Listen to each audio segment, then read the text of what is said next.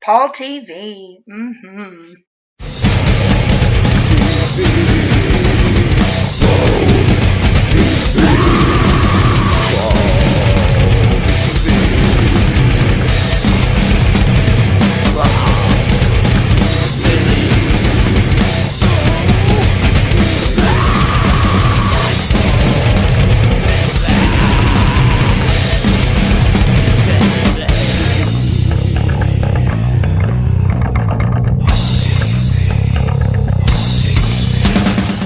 Hello, everybody, and welcome to this week's episode of Paul TV. I'm glad you could join us for another episode.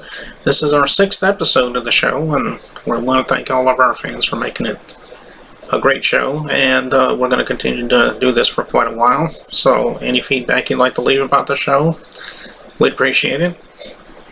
Anyway, this week we're going to have Jack Davison on the show. He's from a group called Halfway Homeboy, so we'll be talking to him for a couple minutes. And after that, we have The Sign, Paul and Joe Volta, and we'll be talking with them as well. And then finally, we're going to be talking to Zarina Lupo. She's from New York, and again, we'll be spending a few minutes with her. So that'll be our show.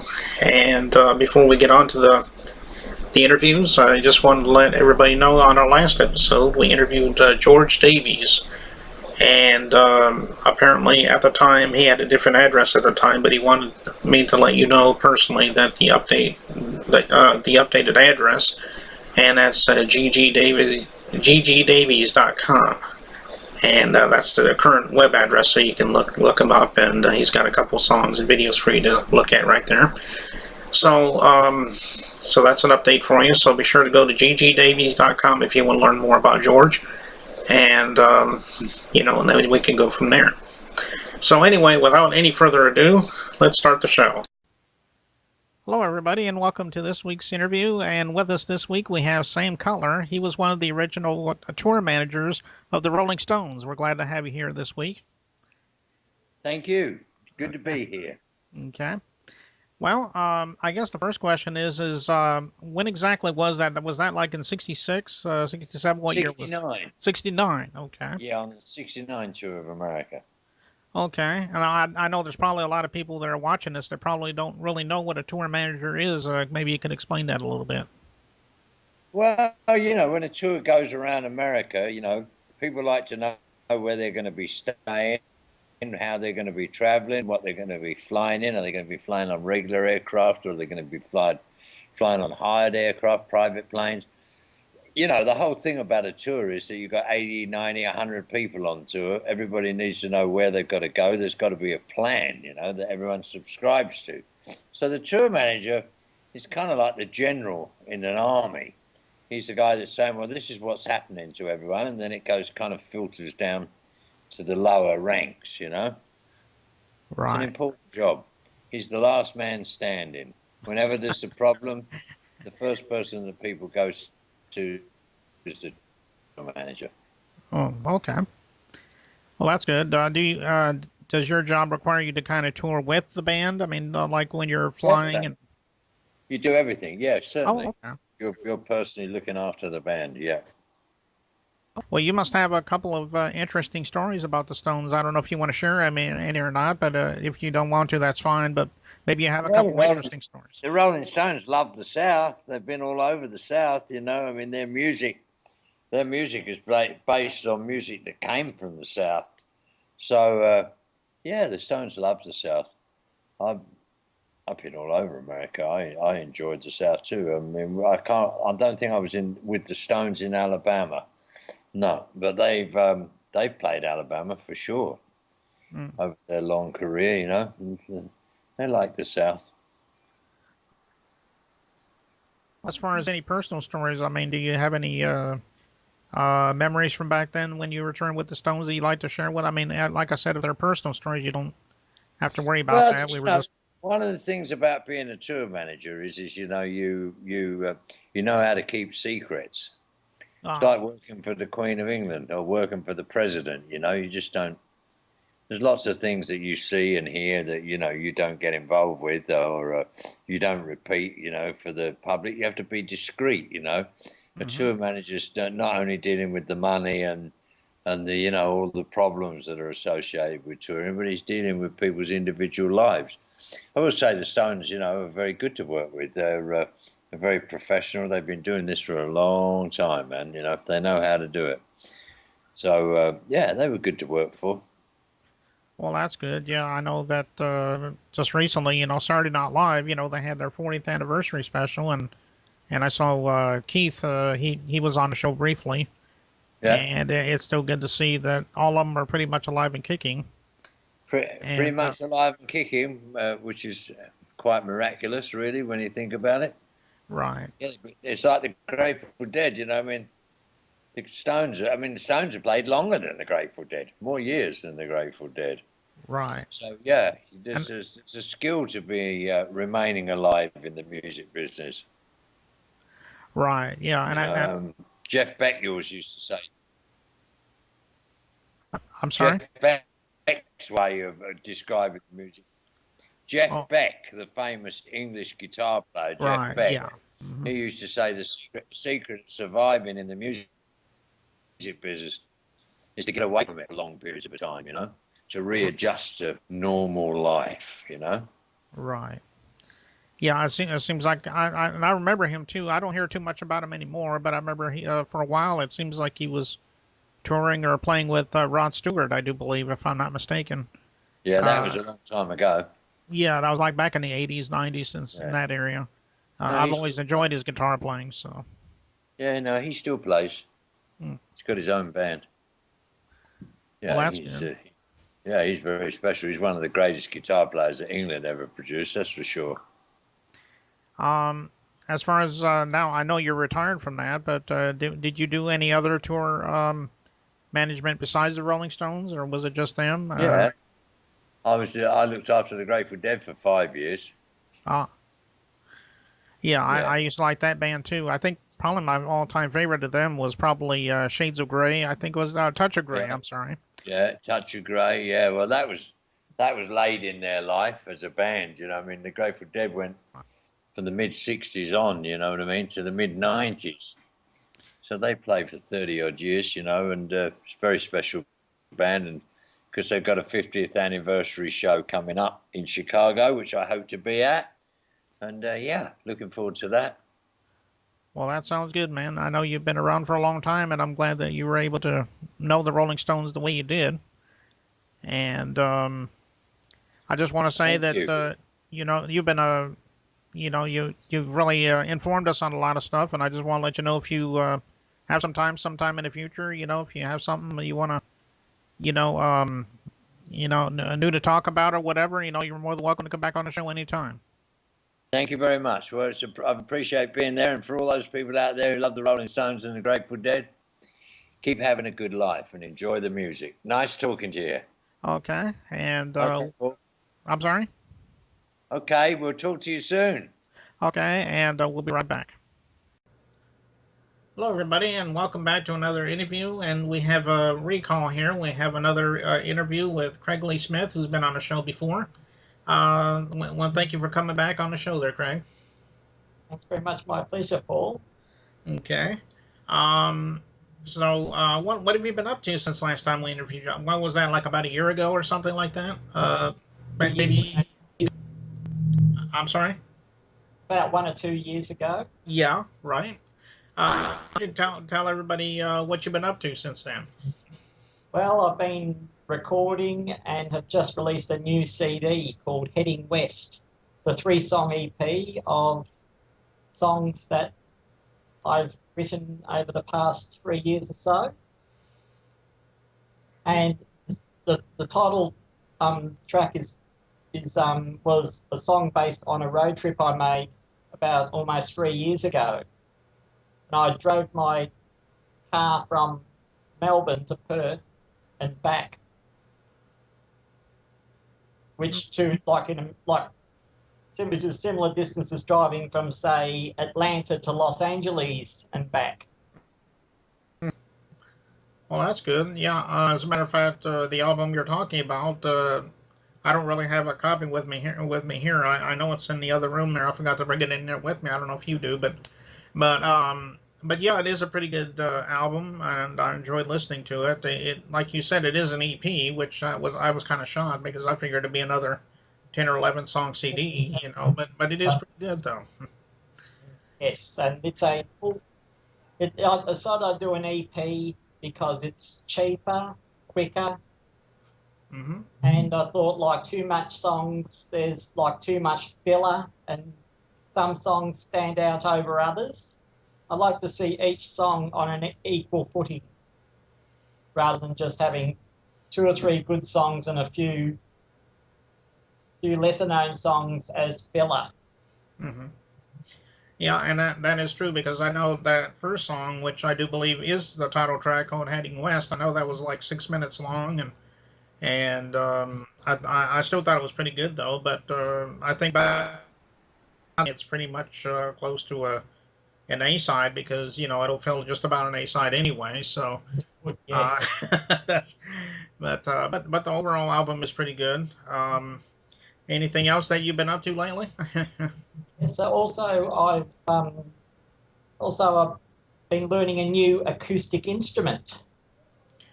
Oh, okay. Yes, I can now play the piano accordion. Yeah, and if you haven't seen that, you're in for a treat because he's probably what you would call the master of that, right? Yes. Yeah, I'm sure you're going to play that for us just in a few minutes here. Yes. Um, so well, it's good that you're still out there doing stuff for us, Craig, and I'm sure that you'll be around for quite a while. If not making CDs, making people happy with your music, and I know that's what you're out to do. Yes, that's correct, Paul. And are you planning on doing another CD in the future, or are you just gonna sit back Yes. for a while? Yes. Gonna do it. Might do another EP. I plan to do a more piano accordion based album. Probably do a few traditional Irish folk instrumental tunes on the accordion and maybe have an acoustic guitar backing me and a bassist and a drummer. Have a more rock and roll sound to the accordion. Oh, yeah, that would be pretty interesting. Having kind of like what you said, a rock and roll version of It's me. definitely, oh, sorry, it's definitely no 25 polka greats from KTEL. Yeah, I remember those days. You could probably get it from about $5 or something now. Probably, I don't know. About 50 cents from the thrift shops. Hmm. That's true. That's true. Well, we appreciate you coming back again here, Craig, and telling us what you've been up to. And just like before, anytime you want something new to plug, I mean, just let me know. We'll have you back on the show again, and Right. we'd love to have you. Thanks very much, Paul. Okay, and we'll be back in just a moment.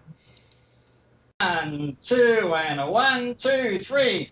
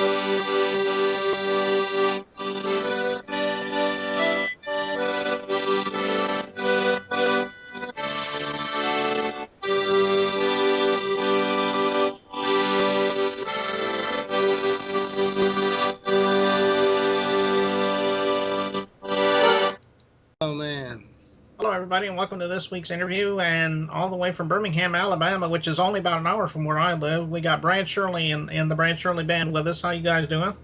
Doing great. Great. Okay, well, we can stop by the show and talk with us for a few minutes. First of all, why don't you introduce everybody to the whole band to us, excuse me. All right, cool. This is our drummer. This is Michael Doucette, the Deuce, best drummer in the world right here. This All is right. Hollis Godsey right here. He's the bass player. What's going on? Best bass player in the world.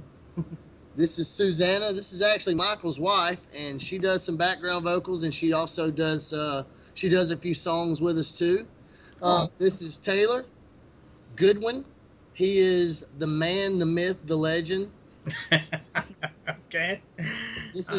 We represent all walks of life in our band. This is our hippie version right here. Or Viking, whichever way you want to go with it. Or a Viking. Okay. This is our Braveheart of the group. Alrighty. Well, I'm glad like I said a minute ago, I'm glad y'all stopped by.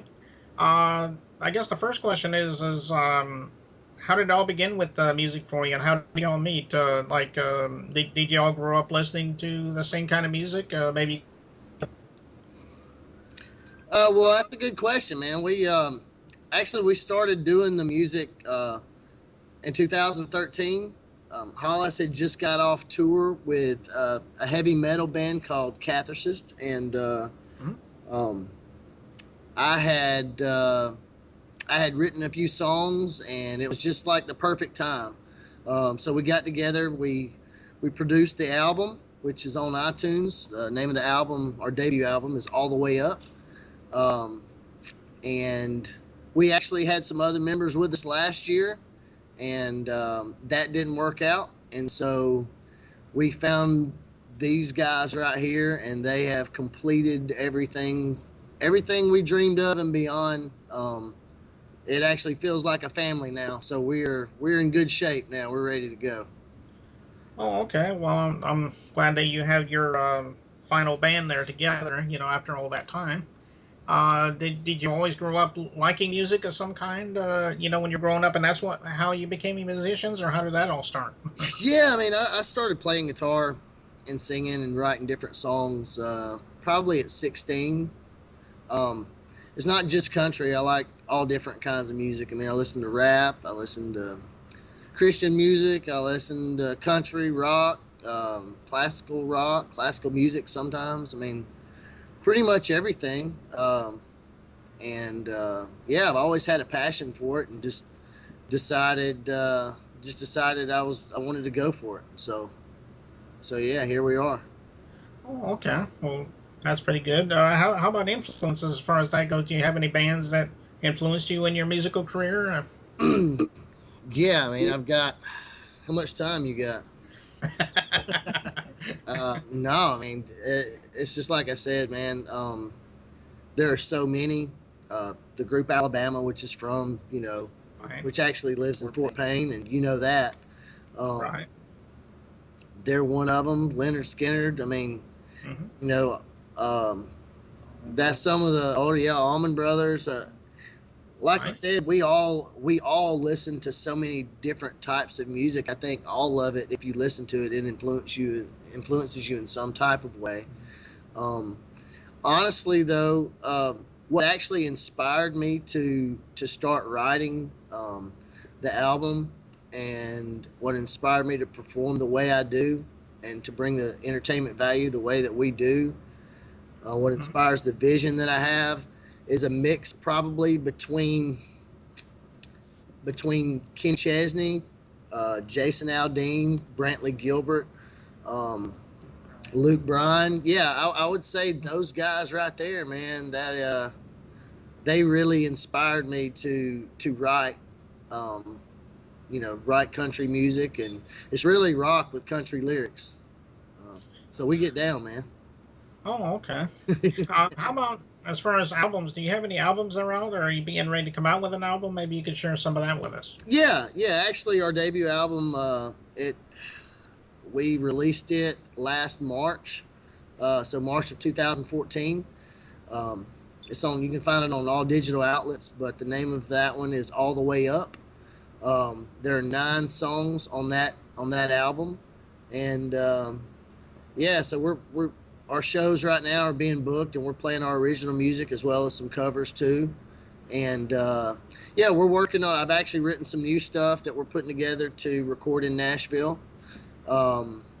And so it's nothing we're gonna rush. We're just gonna take our time, make sure it's right, and we'll probably release an EP next, maybe 4 or 5 songs next, and yeah, just keep going from there. For us on the road. Look for us on the road. Yeah, we're gonna be traveling a lot. We're actually last year, we didn't book that many shows because we kind of started late in the process. But we're getting out of Alabama this year. We're going to be playing in Cincinnati, Charlotte, Columbia, South Carolina, several different places in Florida. Mississippi next week. Starkville, Mississippi next week. All through Alabama, Nashville, all over. We're actually getting out of the Southeast as well, so we're excited about that. Atlanta. Mm-hmm. Yeah, we're excited, man. Okay, so I guess people could probably go to your address, probably bradshirley.com or something like that, and probably check out the dates there. Yeah, our website is bradshirleymusic.com. Okay. And yeah, everything is going to be on the website. There's links from iTunes on the website, as well as you can actually listen to the music for free on Reverb Nation to see if it's something that that you're digging, you want to like, so or you want to buy. Yep. I'm on Spotify too. So We're all over the place. we're all over the place. You can't escape. Okay. Well, I guess that's about all I have for you, and I appreciate y'all coming by and, like I said, spending a few minutes with us. And I'd just like to let you know that if you have anything new you ever want to plug for us, just let me know, and we'll have some time. All right. All right, Hey, you. man, I appreciate you very much. Thanks for having us on. Thank you. Thank you. Okay. Yeah, no problem, guys. And we'll be back in a second. All right, this is one of our original songs. It's on the debut album, All the Way Up. This one's called Turn You All the Way Up.